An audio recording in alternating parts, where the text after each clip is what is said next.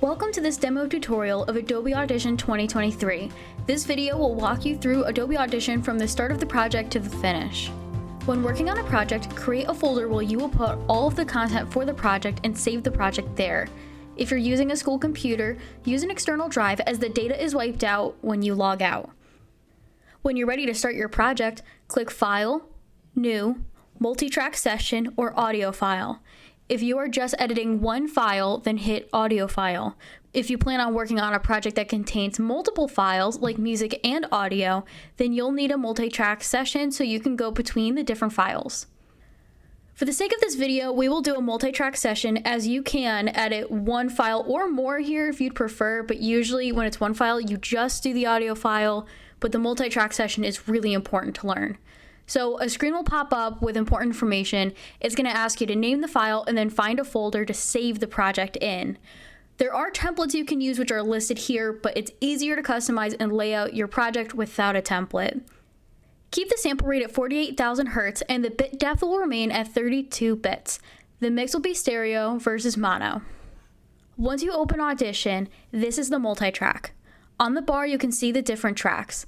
This is where you put your content on a linear timeline and assign tracks for microphones in the event you want to record straight into Audition and keep your audio in its own place. If you are looking to edit a file you have on your computer, click File, Import, File to import it into Adobe Audition. You're going to drag the files you want to use onto the timeline and organize them however you seem fit. If you want to record directly into Adobe Audition, you will assign your microphone to the input of the track. So you will click on that input bar, you will click on it, either go into mono or stereo. Again, stereo is preferred, and then you'll find your microphone as long as it's plugged in.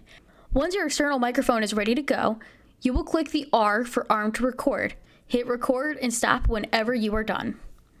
There are several tools on this menu. They will be labeled, but the only ones we will use today are the arrow and the razor. The arrow allows you to drag content around and onto the timeline, while the razor allows you to cut audio in half. For example, if you only need the first 5 seconds of audio of a file, you can clip and delete the rest. At the bottom of the timeline, there are some buttons that you're probably familiar with and some that you're not going to be familiar with. The loop playback feature allows you to play whatever you have highlighted on a loop. You highlight the section you want, then select this feature to loop on repeat until you turn it off. The skip selection tool allows you to skip whatever is highlighted. So if you're editing a podcast and a person messes up mid-sentence, you can use this tool to remove the cough and hear what it sounds like before deleting it. Although Edit Undo is a great tool, this also allows you to hear what it would sound like to remove a part without actually removing it yet. These are two really great tools, especially if you're editing a podcast or any sort of audio recording. There are so many different effects that you can use when you click the drop-down. They all, in some way, shape, or form, change how your audio sounds.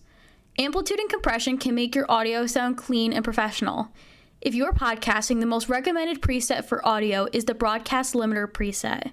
This will make you sound clean and professional, especially if you are using a lower budget microphone. Regardless, for anybody, this is a very recommended preset. It makes you sound really professional and like you're in an at-home studio no matter where you're recording. Noise reduction is a great tool and can be used if you're editing a file where there's a little bit of background noise. So maybe there's a fan going on in the background behind them, or a vent is right near them, something to that effect. That can be a great tool.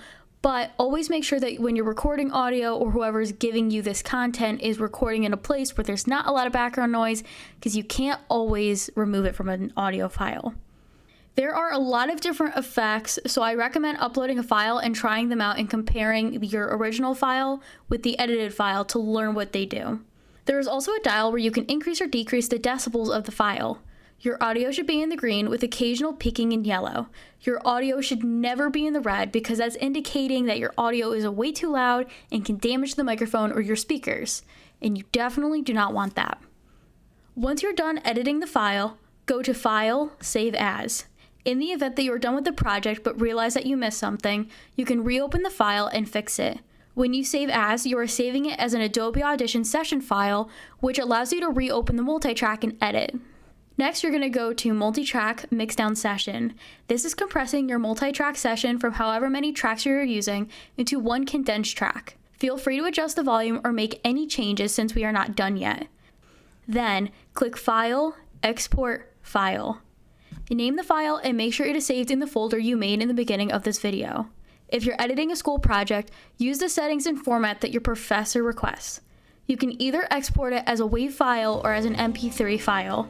A WAV file is an uncompressed file, while an MP3 file is compressed and is usually recommended. Once you're done, you can close out of Audition. I hope this video helped.